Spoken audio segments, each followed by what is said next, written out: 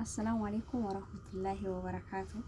زرت ورلفتوها في كبجمتو أيون ورتاتهم دكيسة عشان ماركفوني ورونا ما تابره ورلفتنس بقى زرتنس من جد عيل ما نروح وكم زرتني تنجيني كي إسن حاجة أو هرس برانكي ما يو دلقي زر ده بيدو برات دلقي تزرع أكاسس من جدا فيديو كل سنة تولي لايك ولا سبسكرايب ولا subscribe nitin kafalamu yoo kumni isin dhukkubeen waaqni isin fida subscribe godhaasan jedha akkasii bilbilaan godhaa jira itti bilbilame nafaana turaan affeerraa kiyya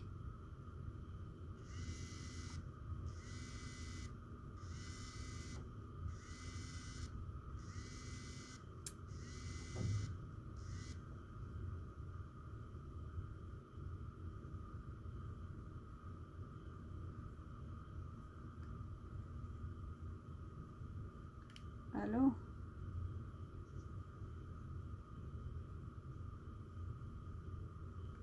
halo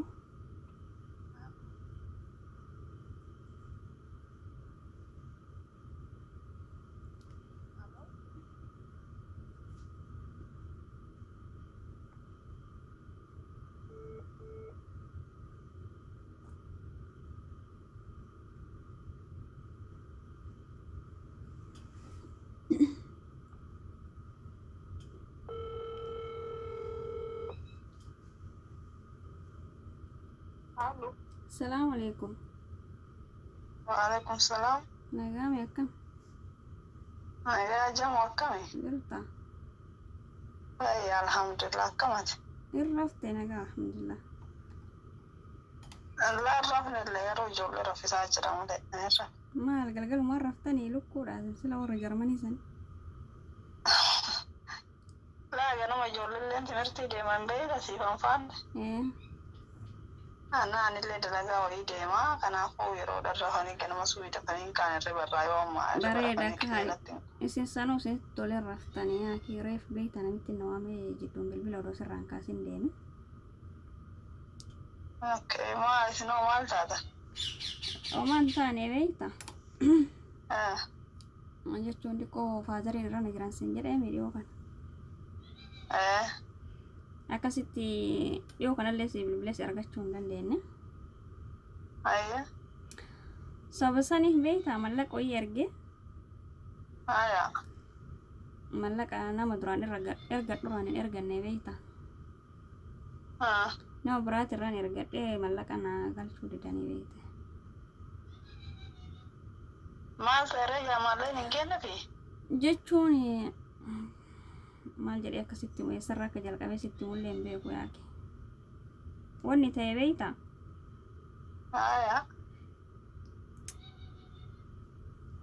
Isillee rakkisuu hin barbaanne garuu beekte.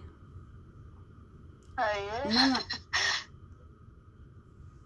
mucaa duraan hin beeku beektaani jechuun gaafa sargee shukurii isaan akka tasaa ta'ee liibii tokkokkee inni waraabee jennaan achumarraan fuula gaafadhe achumaan wal barree beekte achumaan bakka birrii 25 si erga jennaan isatti kenneeyyu.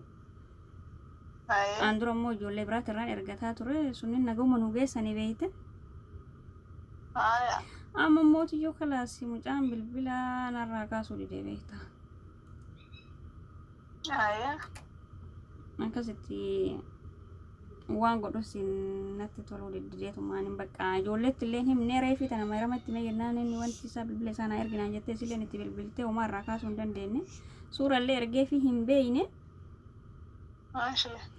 Akkasii mee maal jechuutti jartaree atillee waan qarqaarame mucaan birrii fudhate kalaas narraa kaasuutti hin jiru bilbila.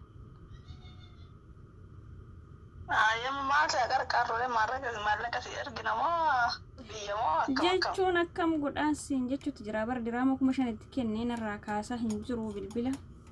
Haga saniifuyyuu jechuun namni yeroo rakkoo himu wal gargaaraa miiree maal jechu. Yaa si gargaarra maal rakkoon hin jiru jechuun maal si gargaarru ifanuu godhi kaa.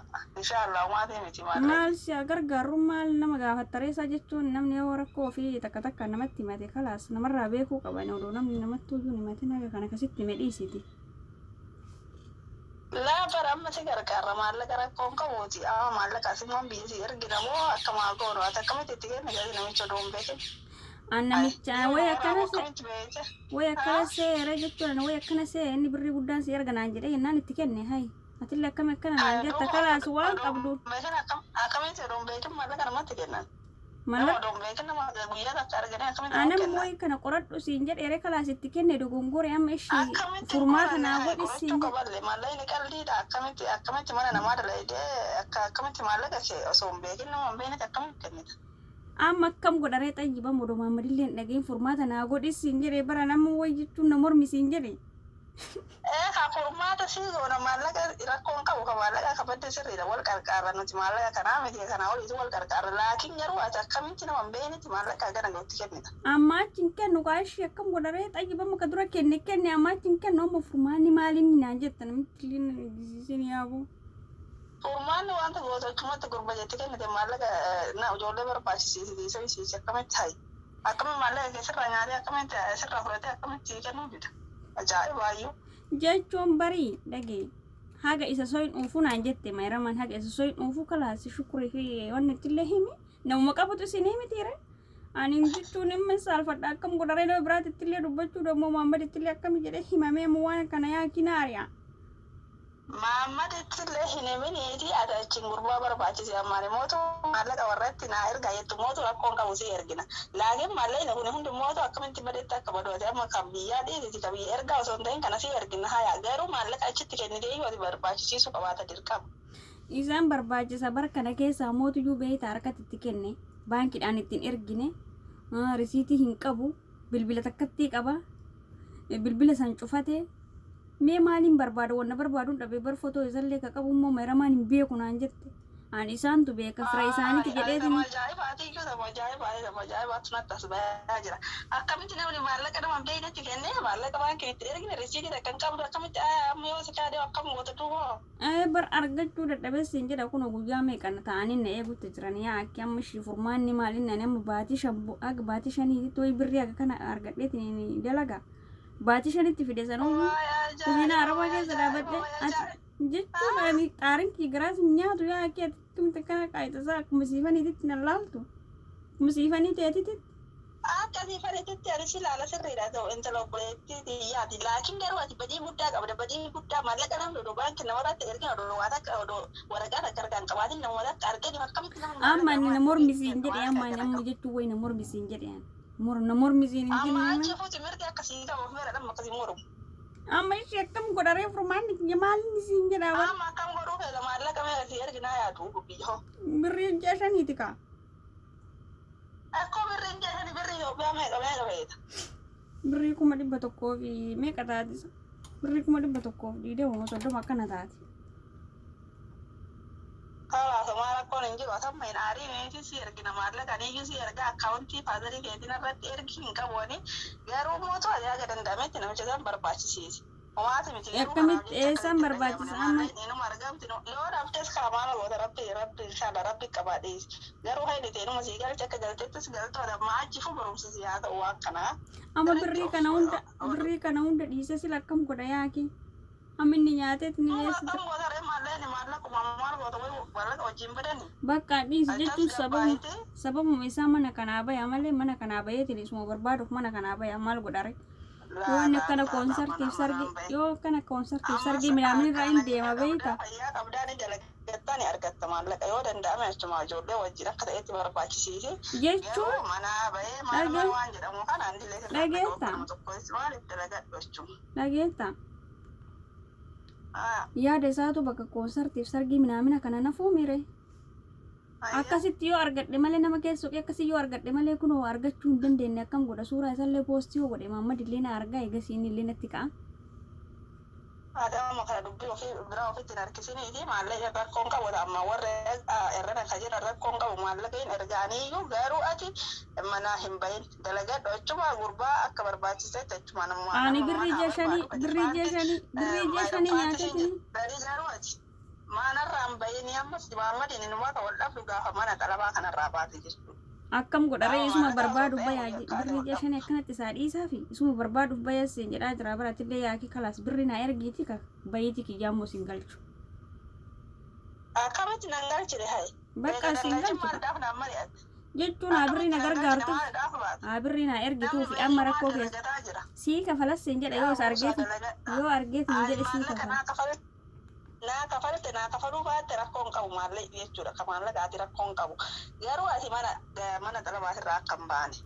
Bakka birrii sii erga yoo argadhate waan biraa maal barbaadda birrii ta'e malee ka amma xalabaa bayuu kiyyaatti dhiisuu birrii tiyya malee akkamitti waan barbaadne haa nama kiyya yennaan naan malatte madaala kiyya yennaan naan malatte waan badii tirraa akkamitti dhiisu. Anumatu si duraa migu agamillee ta'u si waan si gorsuun irraa fudhachuu qabaata akkuma naan malattetti jechuudha. Mana xalabaatirraa hin bahin bultii teetisillee gaarii siin ta'u achuma taa'ee dalagadhu. Garuu maallaqa kee mootu akkaataa argachuutti hin barbaachifatta. Nutu naa barbaada ana malee namni beeku hin jiru yaa kee ana malee anatu akkanatti soqeetiin hin keessa deemetiin na ibaasa. Gaafa ibaasee jedheen dhiisa sitti fakkaadhe. Lakki as baasuun kee achuma yoo rabbi si as baase malee uumaa wannati mana xalabaatirraa baatee as baasistu hin jiru. Yoo dhabamte birriin kun hundi haa taa'u jettaati haadha siifu. Birriin kun hundi haa taa'u jettaati. Haa taa'u mana xalabaa sanarraati baatee achitti olii gad deddeemtee bultii kee of diigurra jechuudha. Maallaqni sun haftee maallaqa biraa dalagachuutu irra karaadha. Firaanki jettan sana goraa jirtu. Akkana na lafaan labsiiste. Firaanki jettan sana. Yoo wallahi firaankichi godhutti jira.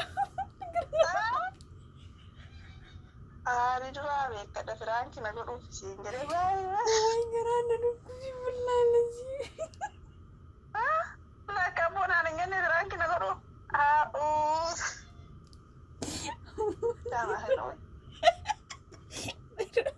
Mayra maami firaanki godhee achuma. Ani bar dhuguma na fakkaatayyu. Laa ilaa. Namni akkana inuma jira beekta.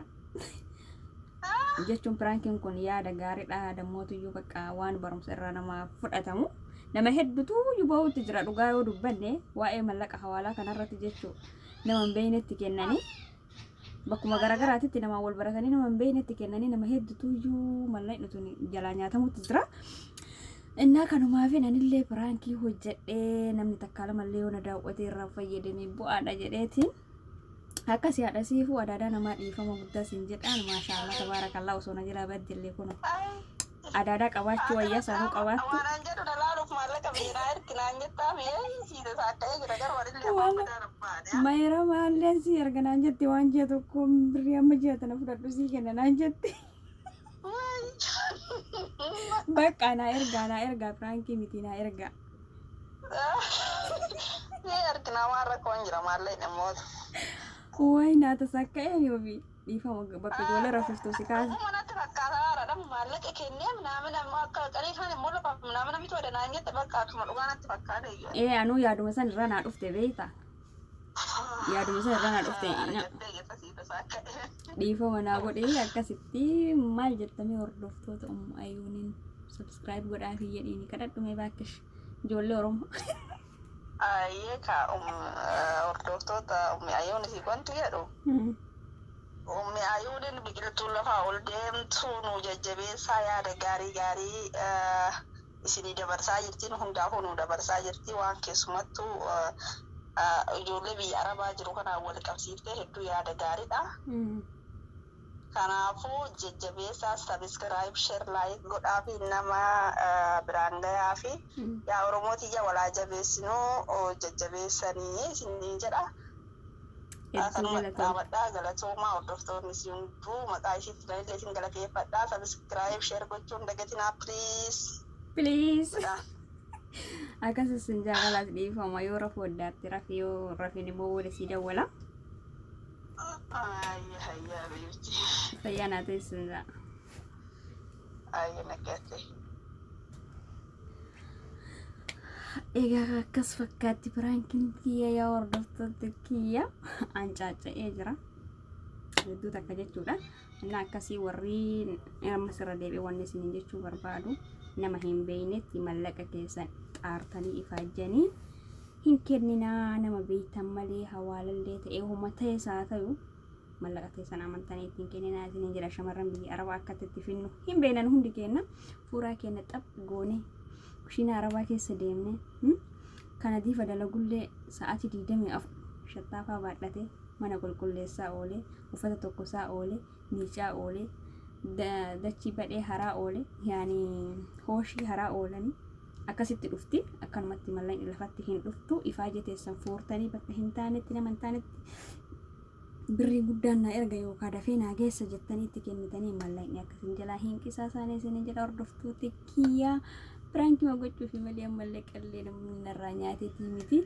Egaa akkasii isin ja'a prankiin kun akka isinitti tolu abdii qaba. Share, like, subscribe gochuudhaan maatii naaf tayaa warri maatii kiyya hin taanillee warri maatii naaf taatanillee walaa jajjabeessanuu yaa ijoollee Oromoo jabaadhaa isin jedha hanga viidiyoo biraatiin walitti deebinutti. Assalaamu alaikum warahmatullaahi wabarakaatuh.